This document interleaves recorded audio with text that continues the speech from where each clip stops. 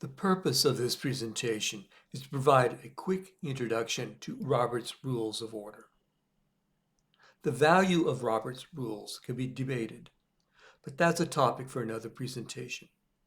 Robert's Rules are the right tool for us today because our guidelines say that is how we will run our business meetings. If we want some other structure, then we first need to change the guidelines. Robert's rules are simply a set of rules. We want to play a game called conference, or assembly, or business meeting. Robert's rules help us know when each player is playing fairly. One of the key players in this game is the parliamentarian. The parliamentarian is the referee who watches the rule book. The parliamentarian is to be unbiased and not take sides. You seldom see the parliamentarian. The facilitator or moderator is the session leader. All conversation is spoken to the facilitator. If there are questions about the rules, then the facilitator will talk with the parliamentarian. Next, we need some opposing teams. Oh wait, that's not the purpose of Robert's Rules. Robert's Rules is to provide orderly guidance for civil conversation. Instead of opposing teams in a debate match, we have delegates or participants. These delegates will take turns speaking to the facilitator and allow the other delegates to share in their wisdom. Behind the scenes, there are others. There are secretaries taking minutes. There are technical people supporting the event, and many other workers working tirelessly, yet mostly out of sight. Finally, what kind of game would this be if we did not have spectators? In this case, we call them observers. Robert's Rules provide a broad framework. Events that use Robert's Rules typically make modifications.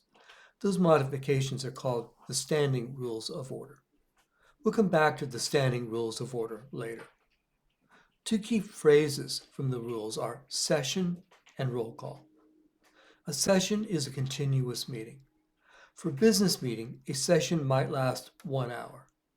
Other meetings, such as an assembly, might last for a day. Longer meetings are typically called something else. For example, a conference might last several days, or a congress might last a couple of years. The rules for the event will define when a session starts and when it ends. When the session is first called to order, we begin with the roll call. Typically, one of the secretaries reads the name of everyone who registered to attend, one by one. The facilitator acknowledges their presence, and the secretary makes a note into the minutes of the session. Minutes are official notes of the meeting. They create a record for review. Once the roll call is finished, most meetings will review the minutes from the previous meeting. Delegates can then propose corrections. Once reviewed and corrected, the prior minutes can be adopted with a vote. Voting itself is a complex topic. First, voting depends on the standing rules of order, because those rules define how voting is to occur. Voting might require a majority, a supermajority, near unity, or complete unity. I'll come back to that topic later. The standing rules of order also define how to measure a quorum. The purpose for a quorum is to prevent secret meetings from acting against the best interests of the session. Typically, a quorum requires that more than half of the registered participants be present. Everything described so far is useful regardless of how voting is done. If the session is autocratic, then voting can confirm agreement. If the session is democratic, then voting might be used to define winners and losers. If the session is consensus-based, then voting might be a tool to help find consensus. Everything stated so far is transferable to all types of voting systems. By this time, a lot of very important work has already been completed. It's not unusual to then take a recess. A session is not adjourned until the entire duration is over. A recess is simply a break placed within a session. The first thing that should happen when members return from a recess is a roll call. It's important to then verify that the quorum is met. Typically, a quorum is one more than half the registered participants. If the quorum is met, then business can begin. If the standing rules of order have not already been approved, then now is when that should happen. If the agenda has not already been adopted, then now is when it should be discussed, amended, and adopted. Now the session is finally ready for business. When some item of business is proposed, the facilitator or the secretary will read it out loud. By reading it out loud, that document is accepted into the minutes. The facilitator will then ask for discussion. Typically, the person who proposed the item will speak first to explain it. The process defined in Robert's Rules then calls for debate. Members divide into teams. Some members speak in favor of the item. Some members speak in opposition. Adjustments can be made, and those adjustments are called amendments. Each amendment must be debated, and then a vote occurs. Once the amendment is either adopted or defeated, debate resumes regarding the original item. During this debate, you must wait to be recognized by the facilitator before you speak. There are a few exceptions, and we'll get to those shortly. Typically, 3 are allowed to speak in favor, and 3 are allowed to speak against. Once the debate is finished, it is time for a vote. Voting is partially technique and partially about rules. Looking first at the rules, there are 5 ways to decide if a vote passes or not. Unanimous consent is supposed to mean everyone agrees, which implies complete unity. But the way it is done is to propose unanimous consent and then ask if anyone objects. If even a single voting member objects, then unanimous consent fails. Most voting simply requires a majority. Typically, members who have a right to vote simply raise their hand. The secretary then counts the number of raised hands. Next, the facilitator asks everyone to lower their hand. Then the facilitator asks everyone who is opposed to raise their hand. Again, the secretary counts. The facilitator then declares the results. With a majority vote, the item passes if more than half the members vote yes. A supermajority vote is sometimes required. For example, sometimes changing the session agenda requires a 2/3 vote in favor. The standing rules of order will say when a majority is sufficient and when a supermajority is required. The standing rules will also say what percentage of those votes must be in favor. While on the topic of voting, I want to mention 2 other options. If the session is using consensus, then the best indication of consensus is when everyone votes yes. This is like unanimous consent. However, getting complete unity is difficult and easy to disrupt. Thus, most organizations that use consensus have a standing rule to use something more like a supermajority. For example, some fellowships accept 80% as an indication of near unity. A vote can be challenged. If someone thinks the vote was not counted correctly, they can ask for a division of the assembly. In a division of the assembly, everyone who is in favor stands while they are counted. With virtual sessions, this is accomplished with raised hands. The hands remain raised until there is unanimous consent on the number voting yes. Then the same process is repeated for those who vote no. The other alternative is a roll call vote. This can be helpful if there is confusion about who is voting. For example, a delegate might be authorized to vote, but their alternate is not authorized to vote unless the delegate is missing. To do a roll call vote, the secretary reads the name of every person who is authorized to vote. The facilitator then calls out that vote as in favor, opposed, abstain, or absent. During a session, no one is authorized to speak unless called upon by the facilitator. Note, it's impolite to interrupt while someone else is speaking. Even so, there are occasions when you should interrupt. Point of order. A point of order is an interruption to call attention to a deviation from the rules. Raise your hand and say, point of order. The person speaking should then stop, and the facilitator should ask you to explain your point of order. A point of order should be raised if the discussion is off topic, if a proposed amendment is not relevant to the motion under consideration, if you believe the speaker is being disrespectful, if you believe the discussion violates any of the rules of our principles. Once you speak, it is up to the facilitator to decide how to respond. Point of privilege. A point of privilege is a request to address a communication problem. For example, you should raise a point of privilege if there is a distracting noise. You can use a point of privilege to ask the speaker to speak slower or more clearly. You can use a point of privilege to ask for a recess. Or you can use a point of privilege to say that you'll be leaving the meeting. Point of information. A point of information is a request for the speaker to clarify what was said. For example, you might ask for the speaker to explain how they reached a conclusion, or to ask which document the speaker has just referenced.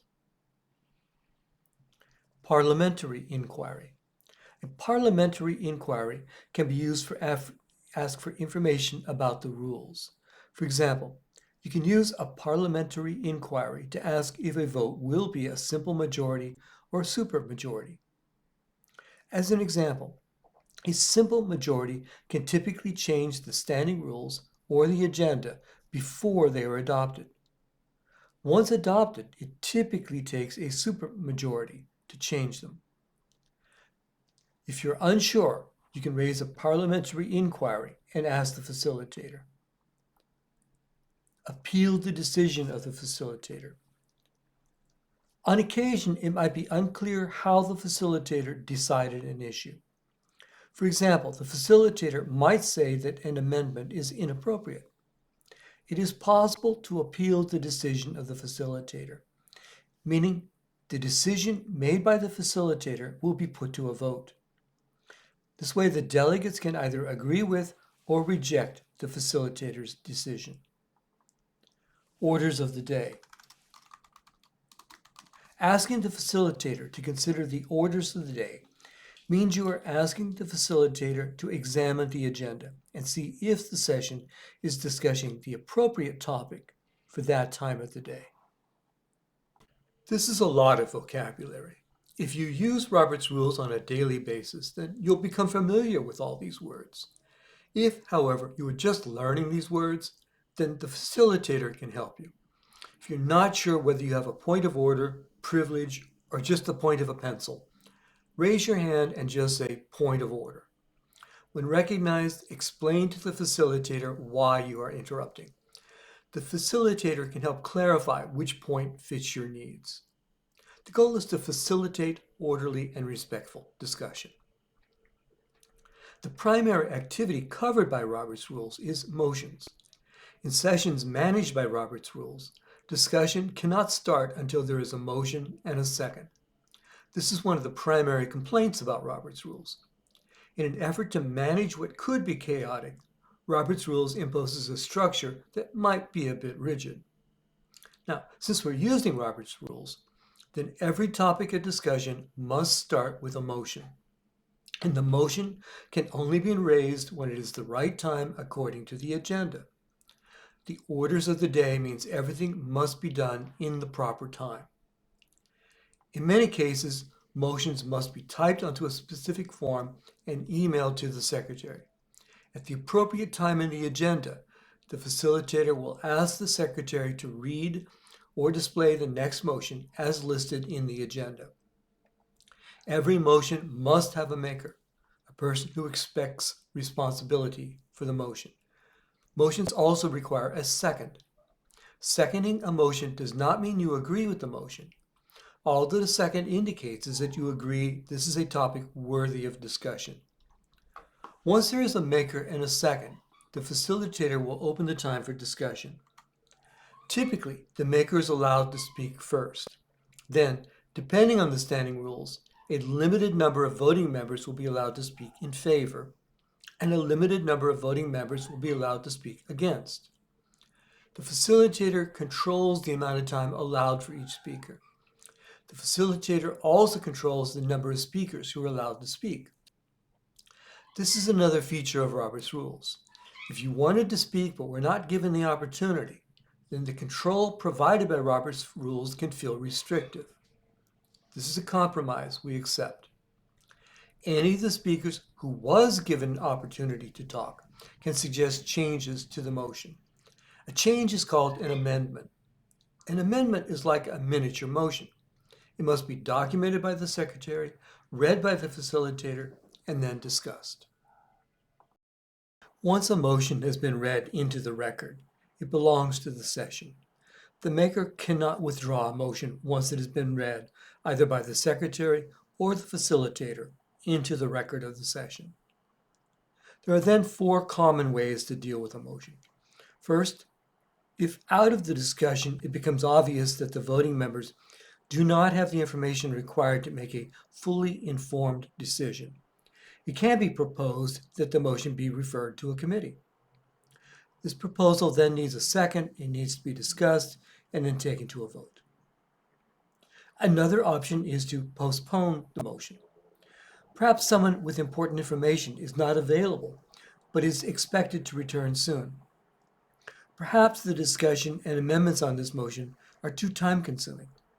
Or perhaps it's time for a recess. If someone proposes that the motion be postponed, there needs to be a second, discussion, and a vote. A third way to deal with a motion is to lay it on the table. Figuratively, this means the facilitator let go of the motion and set it aside. Effectively, this is a postponement and must have a second, debate, and vote. It's important to remember that a postponement or laying a motion on the table means all the amendments proposed for that motion are also postponed. The fourth and most common way to get a motion off the session agenda is to vote on it. Voting was covered earlier. Either the motion is passed or the motion fails. Remember, however, that like a monster in a horror film, even a dead motion can be recalled if the session votes to bring it back for reconsideration. Robert's Rules provides a structure. However, sometimes this structure is too constraining. If the session wants a more informal discussion, the session can vote to suspend the rules. Suspending the rules means the job of the parliamentarian and secretary are suspended. The facilitator continues to be the discussion leader, but more members are allowed to speak, and those who do speak can be given more time. The session can also vote to form a committee of the whole. The committee of the whole can pick up consideration of a motion referred to committee and have conversation. Robert's Rules requires there be a motion before there can be discussion. That means the way to achieve a goal is already determined. Consensus, brainstorming, and other arrangements work best when the effort is open-ended. Working as a committee of the whole allows everyone to explore alternatives. Then, once an alternative is realized, that alternative can be sent back to the session as a motion. Closing the session requires a motion to adjourn and a vote. A motion to adjourn cannot be debated.